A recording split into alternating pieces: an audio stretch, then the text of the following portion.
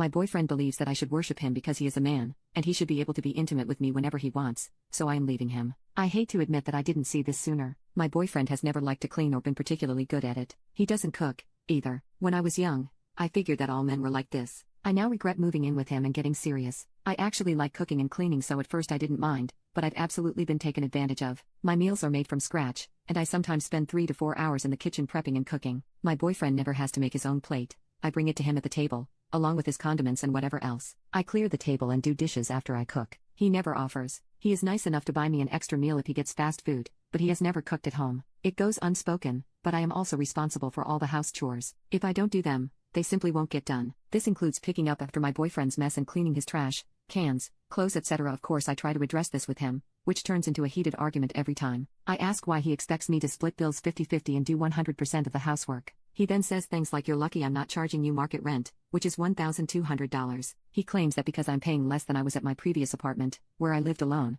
I should just be happy. If I push the arguments any further, he just gets mad and starts. On the other hand, when I tell him I want to leave because I don't like the arrangement, he backpedals and tries to negotiate. Not only have I been very stressed and overwhelmed with my workload, I've also been disgusted with his attitude about the situation, thus I've stopped being intimate with him. I have no desire. He then started making comments like, "You should worship me as a man and I should be able to F you whenever I want." Ew. I'm over all of it, so I'm taking the rent money I would have given him and leaving it with him next week. Thankfully, we had no formal long-term agreement. Hopefully, he will find someone who can keep up with his needs. Edit. Some people were confused about the actual split. It's slightly complicated as some of the bills are grouped together, some are paid monthly, others every 3 months or so, etc. But in short, I do pay less in utilities because I am paying part of his car loan. I don't touch the car. We agreed that he would be doing roughly 50% of the housework. I gave him the full money, but he didn't clean it afterward. 3. The reason I labeled him a sexist pig in the title is that when he is confronted with questions like, "Why didn't you help clean this month?" his only excuse is that he's a man, and men aren't good at that, he's still learning,